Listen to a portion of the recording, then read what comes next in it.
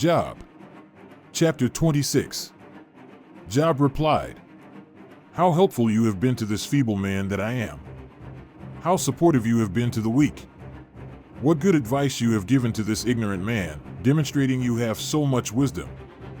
Who helped you speak these words? Who inspired you to say such things? The dead tremble, those beneath the waters. Sheol lies naked before God, Abaddon is uncovered. He stretches the northern sky over empty space, he hangs the world on nothing. He gathers the rain in his storm clouds which do not break under the weight. He veils his throne, covering it with his clouds. On the surface of the waters he set a boundary, he set a limit dividing light from darkness. The pillars of heaven tremble, they shake with fear at his rebuke. He calmed the sea with his power, because he knew what to do he crushed Rahab. The breath of his voice made the heavens beautiful, with his hand he pierced the gliding serpent. This is just a little of all he does, what we hear of him is hardly a whisper, so who can understand his thunderous power?" Job. Chapter 27. Job began to speak again. "I promise you, as God lives, who has denied me justice, the Almighty, who has made my life bitter. For as long as I have life, while the breath of God remains in my nostrils, my lips will never speak lies, my tongue will never be dishonest. I will never agree that you are right, I will insist on my innocence until the day I die.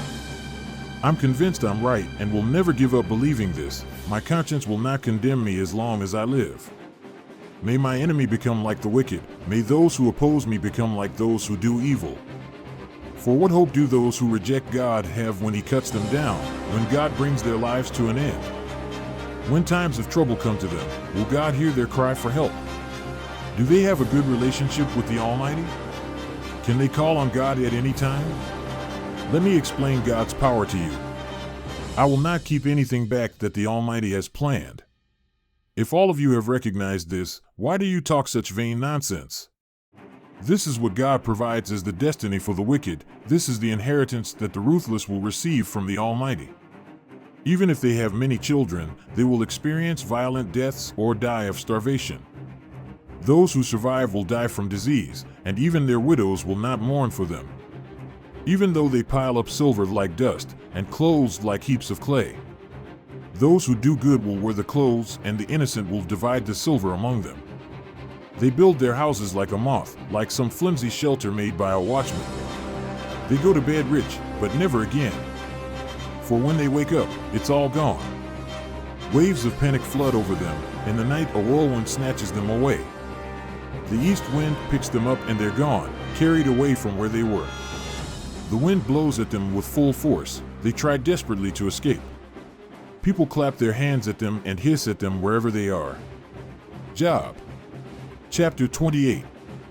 There are silver mines and places where gold is refined.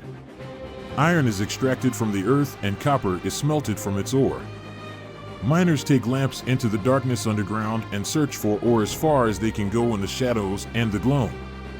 They dig a mineshaft far from where people live or anyone ever goes. They swing from ropes that hang in the pits.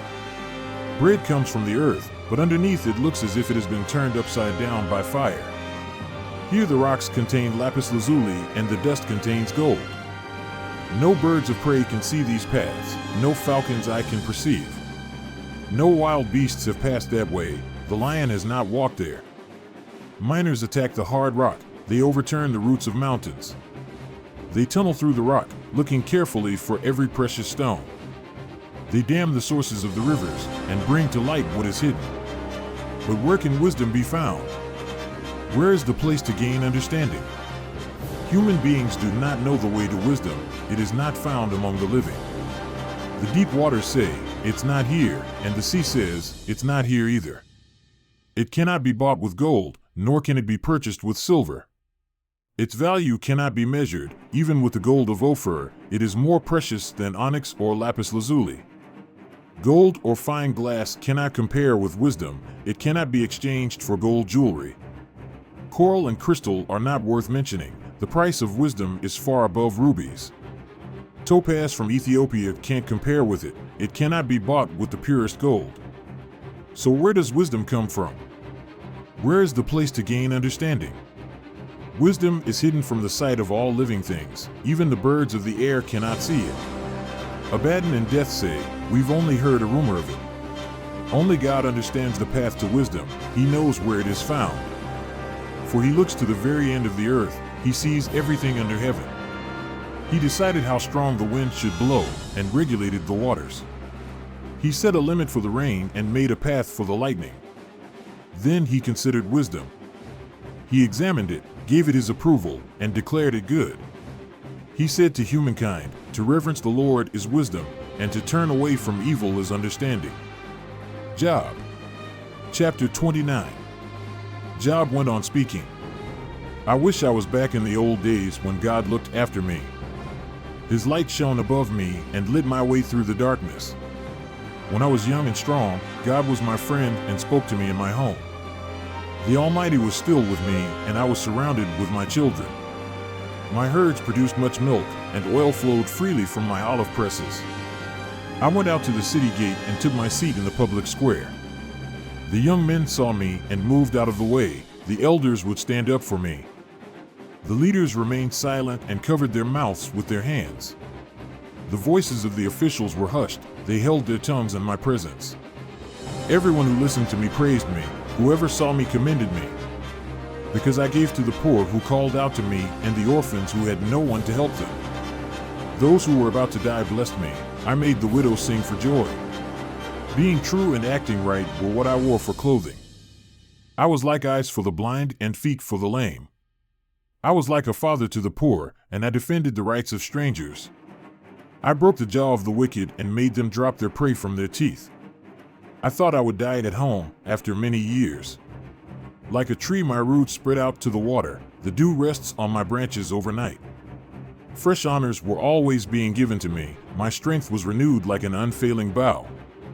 People listened carefully to what I had to say. They kept quiet as they listened to my advice. Once I had spoken, they had nothing else to say. What I said was enough. They waited for me like people waiting for rain, their mouths wide open for the spring rain. When I smiled at them, they could hardly believe it. My approval meant all the world to them. I decided the way forward as their leader, living like a king among his soldiers, and when they were sad, I comforted them. Job. Chapter 30. But now people much younger than me laugh at me, people whose fathers I would not put to work with my sheepdogs. They are too weak to be any use to me. They're all worn out. Thin through hunger and want, they try to eat the dry ground in the dark, desolate wilderness. There they pick desert herbs and the leaves of bushes, and eat the roots of broom trees. They were driven out of the community. People shouted after them as if they were thieves. They have to live in dangerous ravines, in caves, and among the rocks. They shout out like animals among the bushes. They huddle together in the weeds for shelter. They are foolish, nameless people that have been driven from the land. Yet now they mock me in their songs. I have become a joke to them. They despise and shun me. They don't hesitate to spit in my face. God has made my bowstring loose and humbled me. The rabble rise up against me. They send me running. Like a city under siege, they devise ways to destroy me. They cut off my way of escape. They bring about my downfall and do this without anyone's help. They come in through a wide breach. They rush in as the wall comes tumbling down. Terrors overcome me. My honor is blown away by the wind. My salvation vanishes like a cloud. And now my life is ebbing away. Every day despair grips me. At night my bones are in agony. The pain gnaws at me and never stops. God grabs me roughly by my clothes. He pulls me by the collar of my shirt. He has thrown me in the mud. He has humbled me like dust and ashes. God, I cry to you, but you don't answer. I stand before you, but you don't even notice me. You have turned cruel to me. You use your power to make me suffer. You pick me up and blow me along in the wind, tossing me about in the whirlwind. I know you're taking me to my death, to the place where all the living go. Who would want to kick a man when he is down, when they cry for help in their time of trouble? Didn't I weep for those having hard times? Didn't I grieve at what the poor suffered? But when I looked for good, only evil came, and when I waited for the light, all that came was darkness. Inside I am in turmoil, it never stops. I face days of despair. I am so depressed, seeing the sun doesn't help. I stand up in the assembly and cry for help. I am like a brother to the jackals, a companion to owls. My skin turns black on me, and my bones burn within me. My lyre only plays sad songs, and my pipe is the voice of those who weep.